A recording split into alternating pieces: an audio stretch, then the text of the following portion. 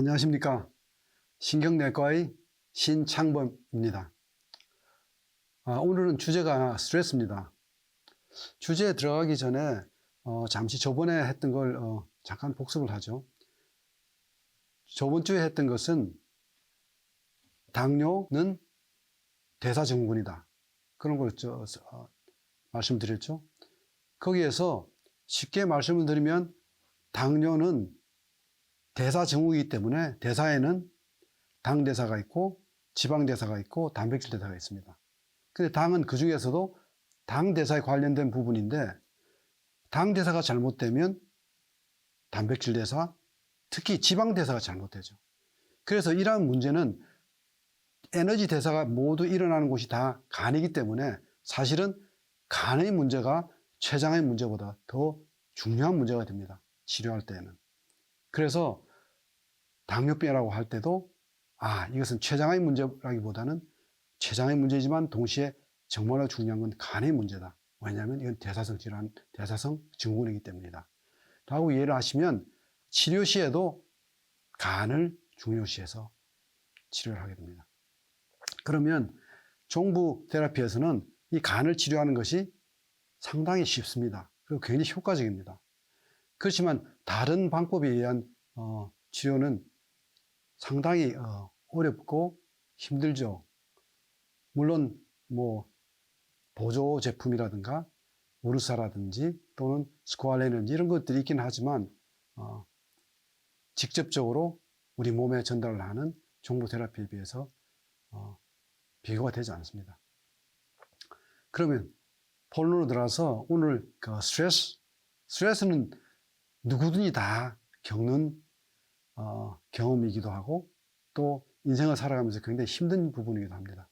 근데 제가 오늘 스트레스를 말씀드리기 전에 제가 그 중심이 되는 한 가지 그 뇌에 있어서의 이론을 말씀드리고 그 다음에 좀 더 이해가 쉽게 도와드리고 싶습니다.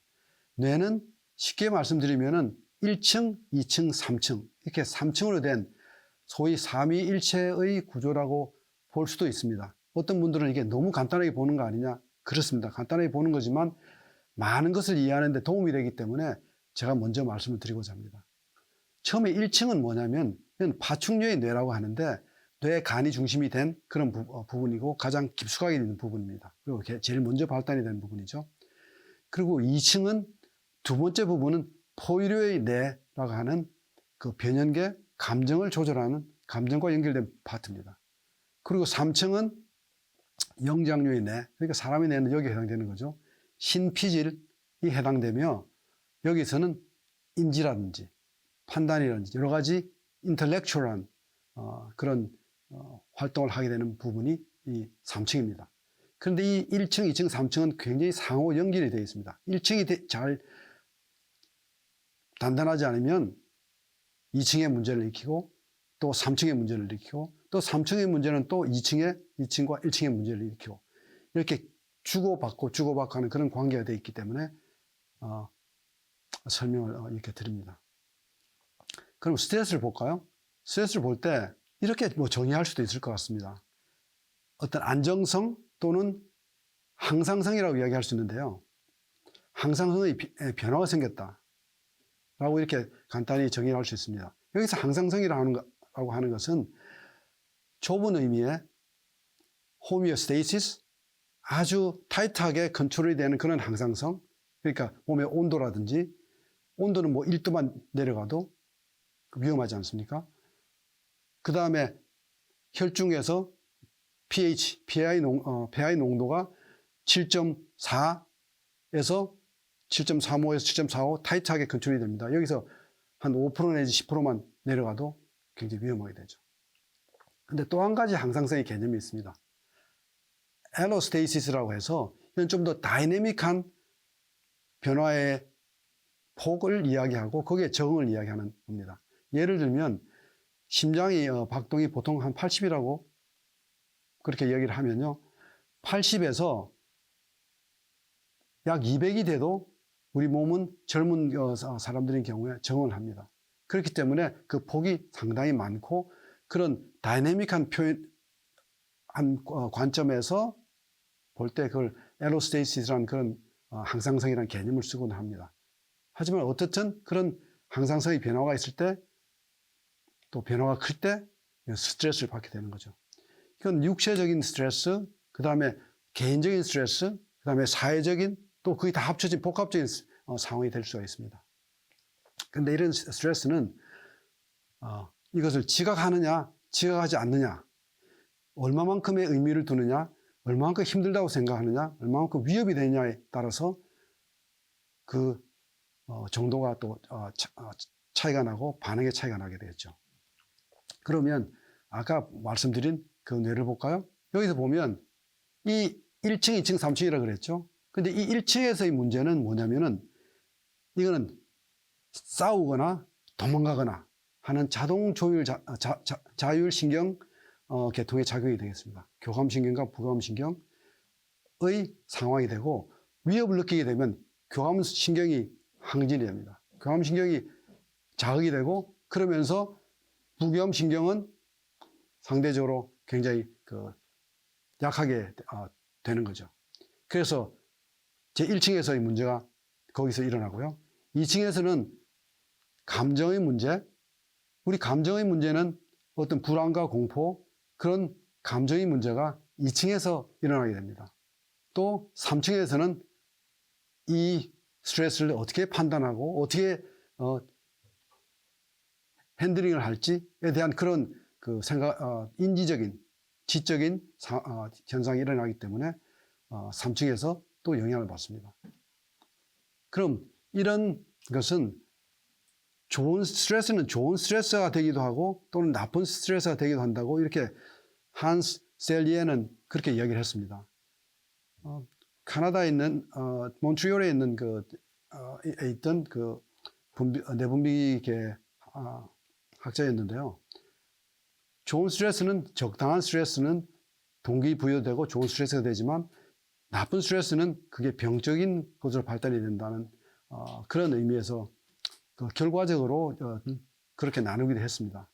근데 아무튼 그 스트레스는 그것을 적응을 잘하느냐 못하느냐 또 적응을 하면서 적응을 잘해도 거기에 대한 대가를 치르게 되고 또 그것이 단기간이나 장기간의 그 기간에 따라서 영향을 받게 됩니다. 그러면은 이 스트레스가 일어나는 그런 스트레스 반응에 대해서 특히 우리 인지에서 일어나는 반응에 대해서 보면 아까 말씀드렸듯이 교감, 부교감신경이 특히 교감신경이 항진되면서 급격하게 짧은 시간에 에너지를 확 사용을 해야 됩니다. 뭐냐면 1, 2초 후에 호랑이한테 물린다고 생각해 보십시오. 근육에 급격하게 에너지가 가야 되고 그 다음에 뇌에는 산소와 그 다음에 포도당이 공급이 돼야지 되는 거죠. 그렇게 되고 또 심장에서 많이 심장을 빨리 백박스를 빨리 하게 되고 그 다음에 혈압도 올려야 되고 그런 반응이 일어나는 게 너무나 당연하고요. 그러기 위해서는 다른 부분들 다 억제를 해야 됩니다. 소화기 효소라든지 그 다음에 성장 효소라든지 성장 호르몬이라든지 그 다음에 어떤 성호르몬이라든지 이런 것들은 전부 다 거의 셧다운을 시켜야 되는 거죠. 지금 죽느냐 사냐 하는 마당에 그건 문제가 될 수가 없는 거죠. 그럼 여기서 한 가지 시민성 난장이라는 진단이 있는데요. 시민성 난장이라는 것은 그 사이콜로지컬한 심리적인 그 스트레스한 요소가 없어지게 되면 다시 키가 자라게 됩니다. 이건 리버시블한 그런 케이스가 되는 게 시민성 난장입니다. 그리고 소화를 억제하게 되면 나타나게 되는 건 장기적으로 되면 그게 뭐 위궤양으로 나타나는 건 너무나 당연하겠죠. 애들은 벌써 위가 뭐가 스트레스 받으면 배 아파 그러죠. 예.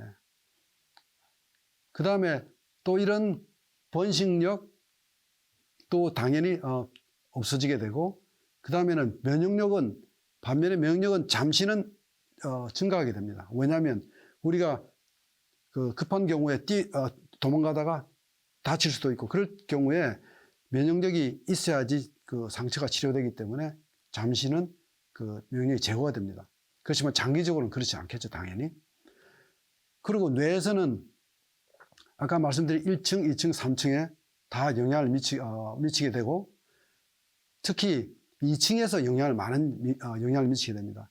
2층에 있는 거는 감정, 그리고 2층하고 3층하고 연결되어 있는 부분에 사실은 기억력을 관장하는 부분이 있습니다. 주로 이제 2층인데요.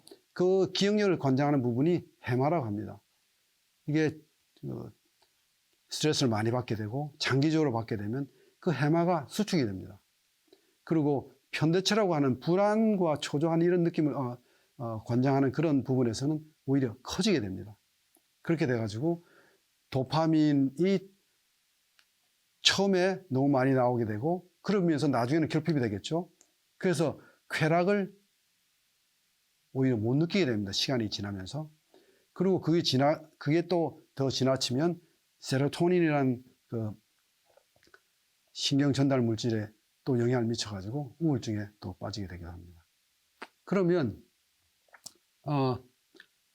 그 중에 특이한 경우 한 가지, 뭐 특발성 탈모증이라고 해서 왜 그 삼국지에도 그런 얘기 나오지 않습니까? 하룻밤 사이에 성 안에서 그 도망가지도 못하고 고통을 당하면서 머리가 하얗게 휘었다. 그런 휘었다는 그런 얘기 있죠. 그것도 마찬가지로 그 특발성 모발 탈모증에 의한 그런 증세라고 그렇게 할 수 있습니다. 이건 우리가 그냥 보는 사이에 머리를 자꾸 뽑게 되는 그런 탈모벽이라는 그런 증세도 있는데요. 그거랑은 좀 다른 것입니다. 탈모벽도 물론 그 스트레스라고 연결이 되어 있다고는 이야기는 합니다만 특발성 탈모증인 경우에는 직접적으로 연관이 있다고 보고 있죠. 그럼 여기에 관계되는 물질은 도대체 뭐가 있느냐? 사람들이 다 알고 있는, 여러분 잘 알고 계시는 콜티솔이라는 겁니다. 콜티솔이라는 것은 이건 그 스테로이드의 한 변형인데요. 스테로이드의 한 일종입니다. 콜티솔이니까 생각보다 굉장히 간단한 물질인데 여기 보시면은 여기에 이 육각형이 두 개가 있죠. 육각형이 두 개는 사실은 이게 말토스 그러니까 의 변형이라고 볼 수도 있고요. 여기 오각형하고 육각형이 있는 건 이건 수크로스의 변형이라고 볼 수 있는, 이건 당에서 변화된 그런 물질이고 아주 간단한 겁니다. 상대적으로 다른 거에 변해서, 그러니까 빨리 만들어지고 빨리 확 내버릴 수 있는 그런 기본적인 그 화학적인 구조가 되어 있습니다. 그러면 이 콜티솔이라는 것은 어디서 나오냐면 여기를 보시면요. 우선 3층에서 스트레스를 인지를 합니다. 인지를 하고 2층에 이 변연계에다가 신호를 보내죠. 주로 해마와 편도체가 관련이 되고요. 그리고 1층에 신호를 보냅니다. 그럼 거기서 이거 부신피질을 자극하는 호르몬, 그것을 유리시키는 호르몬을 내보내고, 그 다음에 그 뇌하수체에서 부신피질 자극 호르몬을 내보내고, 그리고 부신피질에서 부신을 냅니다. 부신피질에서 콜티솔을 냅니다. 그래서 이런 과정이 다시 너무 많이 나오면 조절을 하게 되는 그런 과정이 되는데요. 여기서 콜티솔이란 호르몬을 내면서 다른 호르몬들은 다 셧다운이 되기 때문에 몸에 다른 영향을, 너무나 많은 곳에 영향을 미치게 되는 것이죠. 그럼 이 콜티솔이라는 것은 아주 강력한 거기 때문에 의사들이 스테로이드를 많이 써야 될 경우가 있습니다. 특히 힘든 병일수록 스테로이드를 더 많이 쓰게 되는데요. 그것이 바로 콜티솔처럼 강력한 효과가 있기 때문입니다. 그리고 생명 유지에 필수적이라고 할 수 있는데요. 이 생명 유지에 필수적인 것은 만약에 콜티솔이 나오지 않으면 그건 큰 문제가 됩니다. 에디슨 씨 병이라는 그 병이 있는데요. 이건 콜티솔이 분비가 안 되기 때문에, 너무 낮기 때문에 그 심한 저혈압으로 해서 생명을 잃을 수도 있습니다. 여기 에디슨 씨라는 것은 이름이 토마스 에디슨이라는 의사 이름인데요. 이름은 발명가인 토마스 에디슨과 같습니다만 다른 사람이죠. 그리고 GR 리듬이 아침에 높고 저녁에는 낫습니다. 왜냐하면 저기 자고 평안한 상태에서 그때를 깨야 되기 때문에 아침에 일어나서 아침에 많은 코르티솔이 필요하게 됩니다. 그리고 여성이 남성에 비해서 약 한 20%가 높다고 합니다. 그리고 스트레스가 증가하게 되면 당연히 그 기억력을 관장하는 해마의 형성에도 방해가 되고, 그리고 이건 기억력하고 굉장히 관계되기 때문에 기억력과 감정은 아주 가까운 부분에 있고 둘 다 2층, 아까 말씀드린 데서 2층에 있습니다. 2층에, 뇌 2층 부분에 있으면서 잘 지워지지 않습니다. 그러니까 여러분도 기억에 어떤 굉장히 그 감정이 담겨진 혐오스러운 그런 기억 같은 건 절대 잃어버리지 않지 않습니까? 그리고 또 한 가지 이 뇌에서는 단기적으로는 항염 반응이 일어납니다. 그래서 그 상처를 치료하는 데 도움이 되지만 이것들이 장기적으로 가면서 염증을 유발하게 되고 그 다음에 또 다른 뇌의 문제까지 연결이 됩니다. 그럼 도대체 이런 힘든 스트레스풀한 그런 케이스 환경은 어떤 환경이 있느냐, 인생 역경은 어떤 경우가 있느냐 하면 제일 심하다고 느껴지는 게 배우자의 죽음이 제일 크게 느껴진다고 합니다. 그리고 부모의 죽음, 이혼, 별거, 미국에서는 또 애완견 죽음이 또 하나의 이슈가 되어 있습니다. 그리고 일자리를 잃는다든지 아니면 좌천이 된다든지 너무나 가까운 친구와 소울메이트라고 하는 친구와 결별이 된다든지 감옥에 간다든지 파산을 한다든지 이런 경우가 있겠죠. 근데 어린이들한테는 왕따 또는 어디로 전학을 간다든지 이사를 간다든지 아니면 성적 학대라든지 어떤 육체적인 그런 공격을 받는다든지 이런 것들이 굉장히 큰 스트레스가 됩니다. 근데 이런 스트레스를 받는다고 해서 다 우울증이 걸리거나 초조해지거나 공황장애를 일으키나 이런 거는 아닙니다. 그런데 또 한편은 우울증이나 다른 병의 시작이 대부분 심한 역경 이후에 오는 것도 사실입니다. 예를 들어서 어떤 배우자가 사별되거나 아니면 배우자가 심장마비를 일으켰을 경우에 처음에 한 6개월 정도는 잠잠하다가 7, 8개월 후에 반응이 크게 나타나는 경우가 대부분입니다.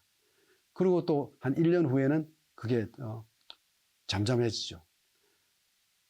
그런데 이런 반응을 나타낸 분들이 약 한 3분의 1 정도가 된다고 합니다. 그럼 도대체 어떤 사람이 이런 우울증에 걸릴까? 물론 이제 유전자적인 영향도 있습니다. 스트레스에 취약한 그런 유전자가 있는데요.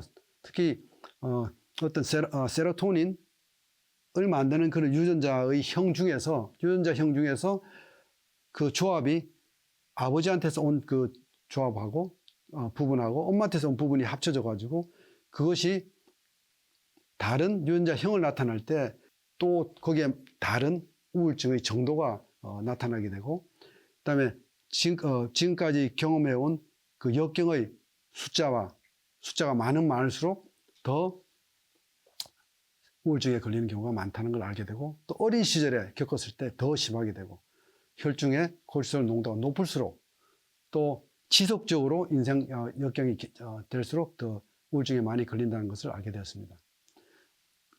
그리고 여자분들이 우울증에 걸리는 확률이 25% 정도, 남자들은 10% 정도 이렇게 나타나고 있는데 도대체 왜 이런 현상이 나타날까? 이건 사회적인 구조 자체가 여성분한테 힘든 구조인지 아니면 유전적인 문제인지 아니면 호르몬의 문제인지 그것이 복합된 요인인지 그건 아직은 연구 결과가 잘 나와 있지는 않습니다. 근데 한 가지 더 분명한 것은 우울증은 한 가지의 개별 질환이 아닙니다. 왜냐하면 뇌에 있어서 1층, 2층, 3층이 영향을 미치고 그 다음에 그것이 온몸에 다시 영향을 미치기 때문에 이걸 개별 질환으로 다룰 수가 없고 그렇기 때문에 약물로서 치료가 되지 않습니다. 그 다음에 이 스트레스를 받은 결과 특히 어린애들인 경우에는 그에 대한 물론 콜치스테론이 올라가지만 정신병의 위험이라든지 비행, 탈선, 그 다음에 이상 성격의 형성이라든지 교육적 성과가 줄어든다든지 이런 여러 가지 문제가, 사회적인 문제가 또 있습니다. 이걸 실험을 해서 많은 실험을 사람들이 연구가들이 했는데요.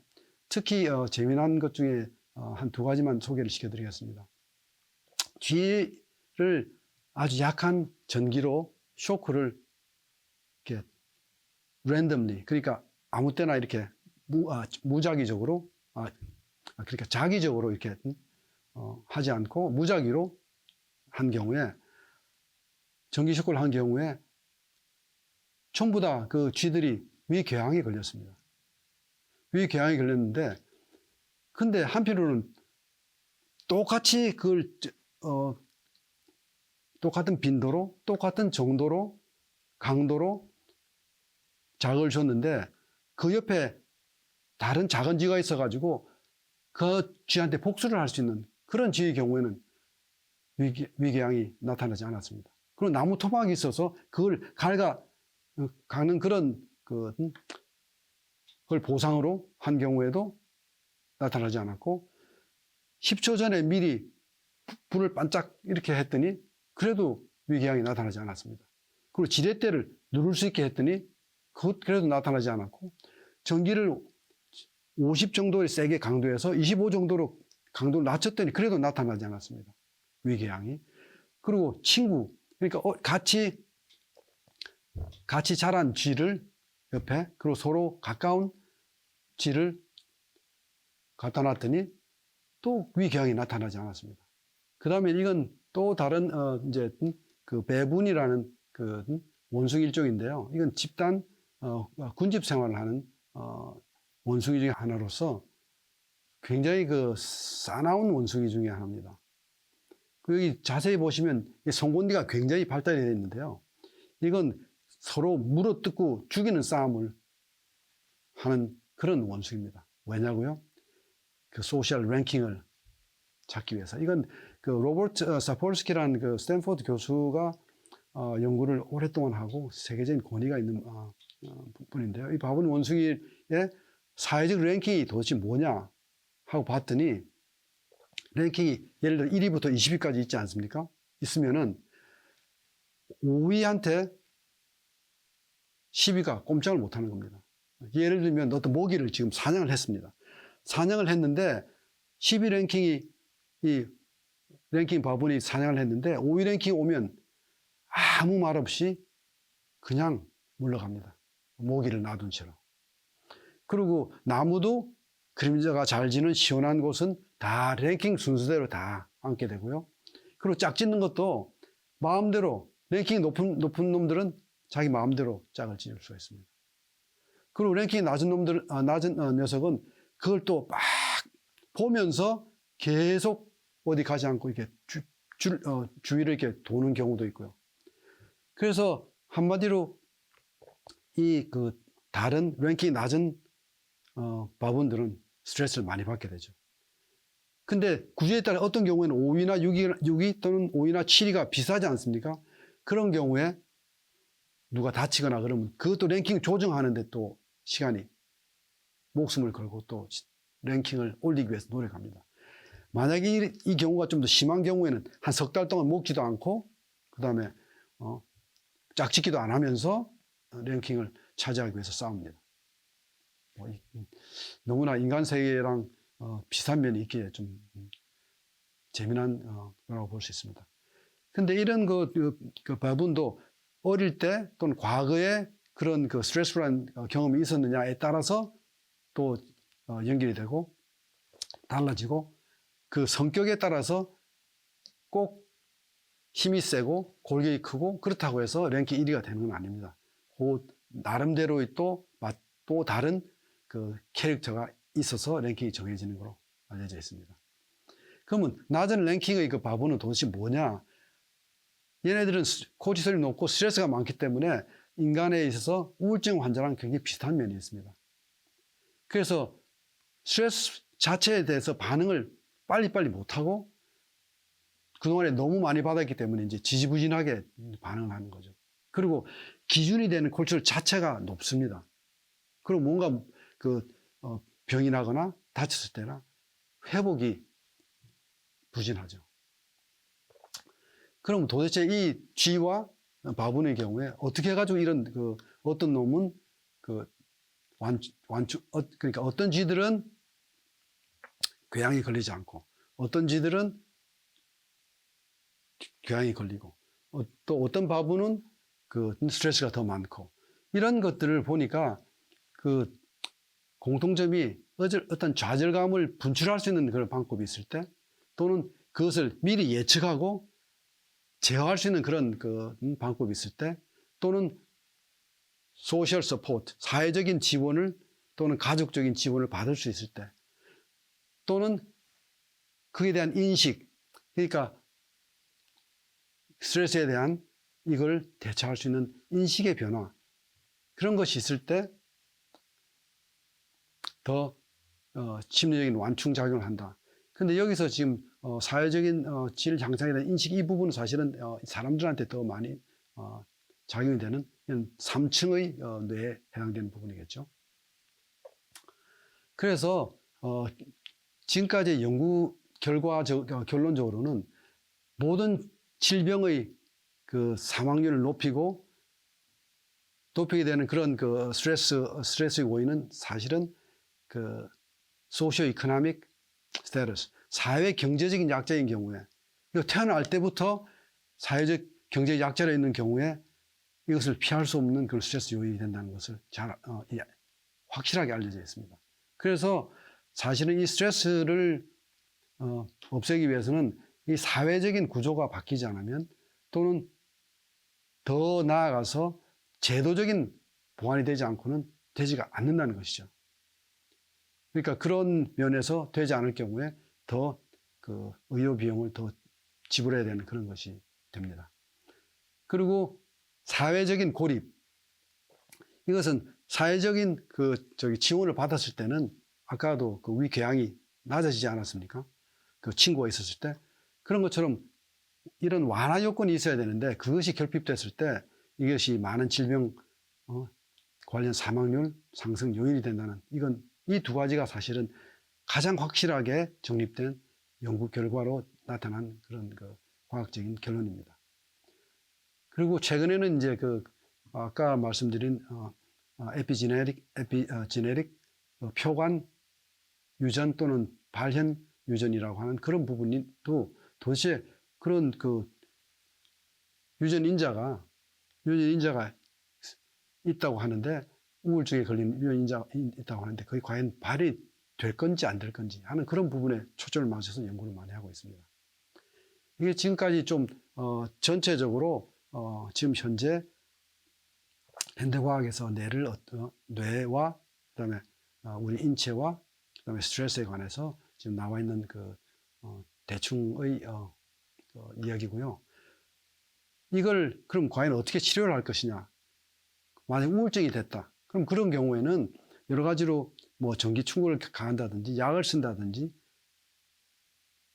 근데 약을 써서는 도저히 이건 보통 항우울제라고 하는 것은 플레시보에 비해서 약 한 10% 내지 15% 정도 더 높은 반응을 나타내는 경우가 대부분입니다. 그래서 도움이 안 되는 건 아니지만 크게 효과가 없을 수도 많습니다. 그래서 다른 의미에서 명상을 한다든지 요가를 한다든지 타이치를 한다든지 아니면 어떤 바이오 피드백을 한다든지 여러 가지 다른 방법으로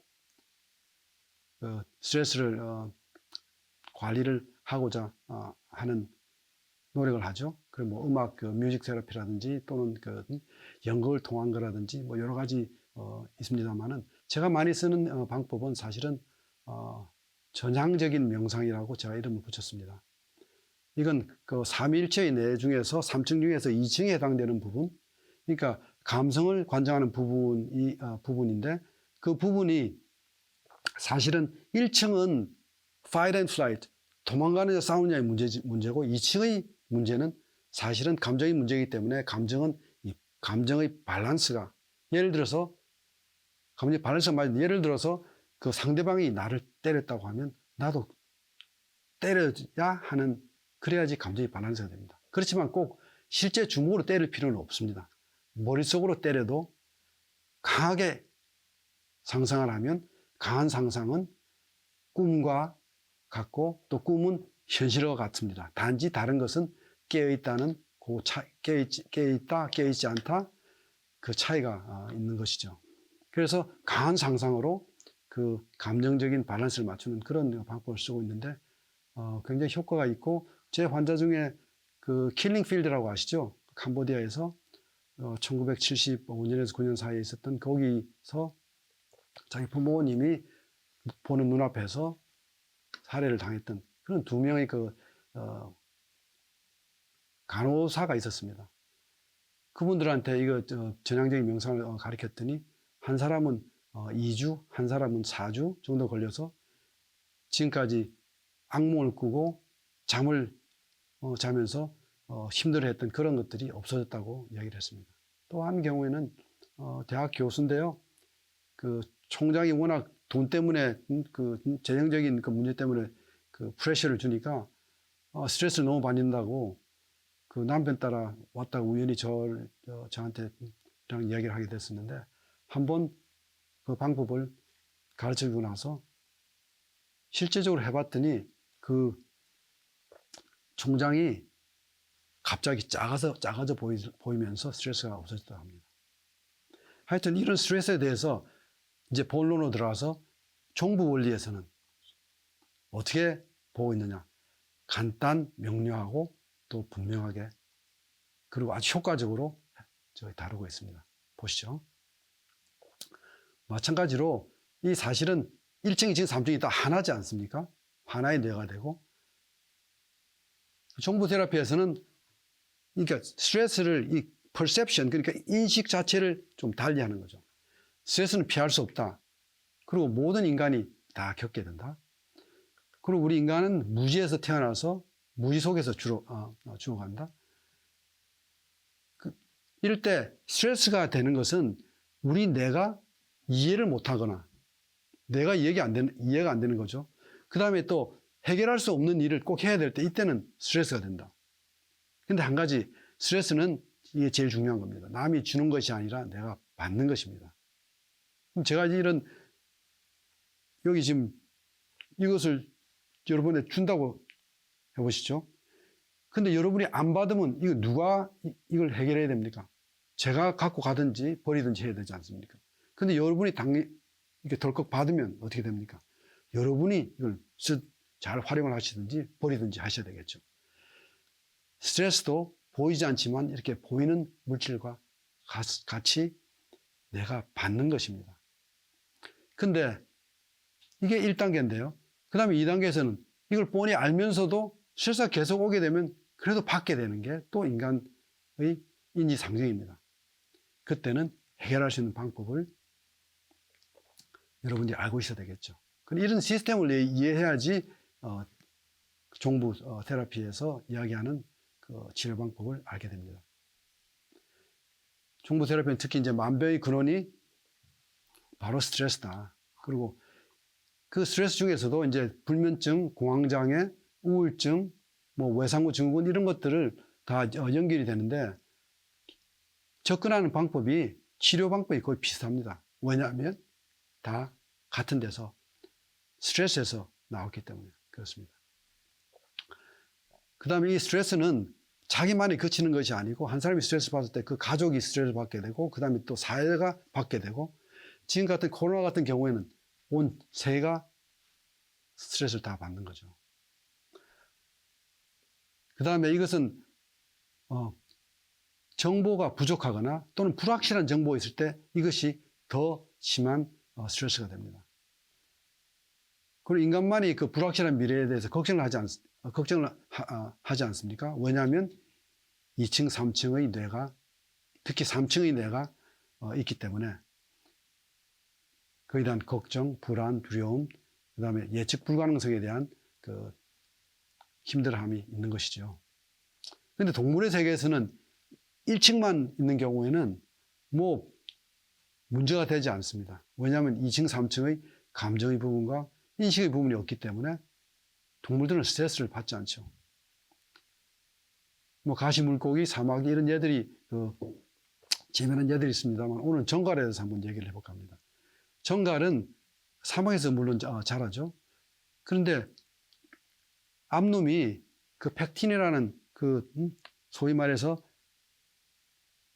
그 다른 남성 정갈을 이렇게 끌어들이는 그걸 뿌려놓습니다. 여기 사막에 이렇게 뿌려놓으면 남자 정갈이 지나가다 그거를 캐치하게 되면 배에서 조그만 날개 같은 게 있어서 바라라 떱니다. 떨면 그때 저쪽에서 그 여자 정갈이 그걸 캐치하게 되고 그 다음에 서로 이제 만나게 됩니다. 만나게 되는데 굉장히 조심스럽습니다. 왜냐하면 남자 정갈은 여자 정갈한테 물려 죽기가 십상이기 때문에 그렇습니다. 그러면 서로 이제 짝짓기를 하는데 굉장히 조심하면서 그 남자 정갈은 그 집게 있죠. 집게로 여 정갈의 집게를 이렇게 딱 찝습니다. 왜냐하면 자기를 못 찝게 하기 위해서. 그렇게 찝고 그 다음에 이제 소위 밀당을 하고 입도 맞추고 그러다가 남자의 뒤에 꼬리에서 독을 여자 정갈한테 집어넣습니다. 약한 독인데요. 왜냐하면 너무 나대서 잘못하면 그 여자 정갈한테 물려 죽기 때문에 진정을 시키는 거죠. 그러고 나서 알을 놓으면 그것이 정자를 층으로 이렇게 놓게 되면 그걸 그 순놈이 놓은 그 정자를 암놈이 그것을 배 안에 수용을 해서 거기서 1년 내지는 또는 1년 6개월 동안 배 안에서 캐리하면서 그 알을 거기서 새끼를 낳게 됩니다. 그럼 새끼를 낳게 되면 그것을 확인해보고 제대로 안 자란 놈 물어 죽여버립니다. 그리고 제대로 자란 놈만 등에 올려가지고 한 2주 정도 키우고 그 다음에 내보내는 그런 재미난 목숨을 건 데이팅이죠.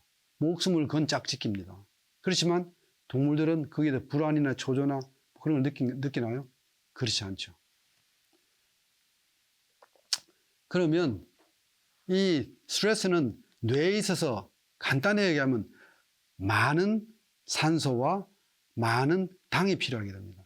왜냐하면 부족하면 정보 처리가 되지 않고 부족하면 이게 문제가 되는 거죠. 그러니까 급속하게 많은 산소와 당을 뇌에다가 공급을 해야 되는 그 시스템이 되지 않으면 에너지 공급이 안 되면 문제가 생기는 거죠. 그러니까 결국은 심장이 뇌로 혈액을 많이 줘야 되고 그게 부족하면 문제가 되는 거고 폐도 산소를 많이 줘야 되는데 그게 부족하면 문제가 되고 그러니까 가슴이 적은 사람들이 더 스트레스를 더 많이 받게 되는 거죠.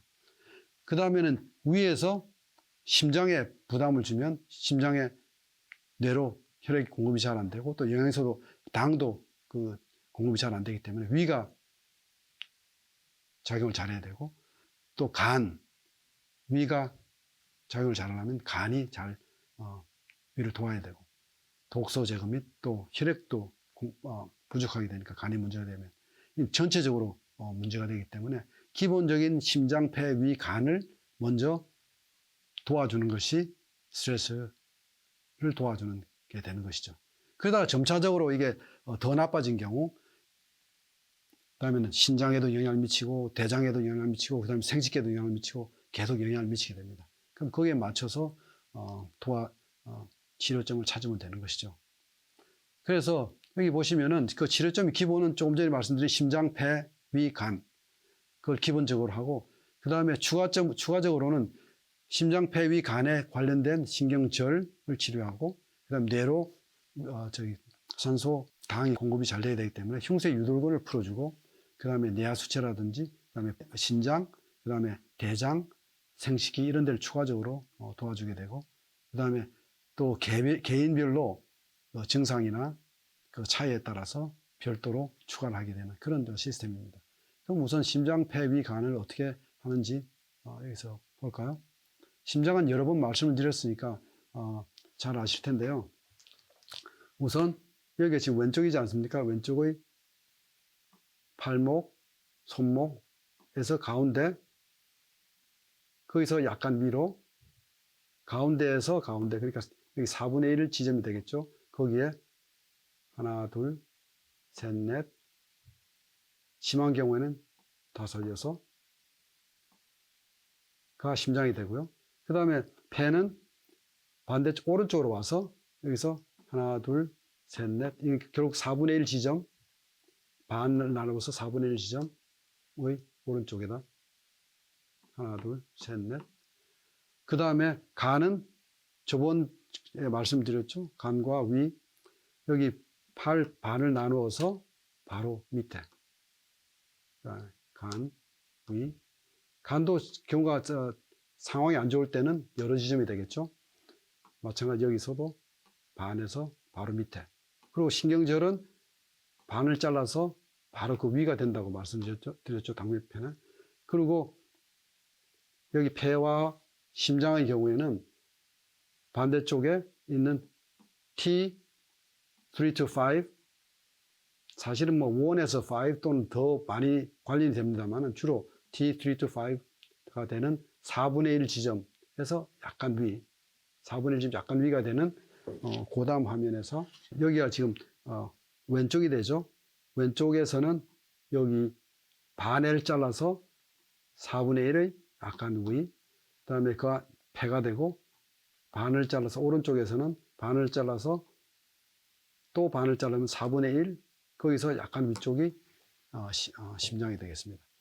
근데 심장은 또 범위가 굉장히 넓을 수 있으니까요. 여러분이 만져보시고 체크를 해보시고 거기를 치료하시면 되겠습니다.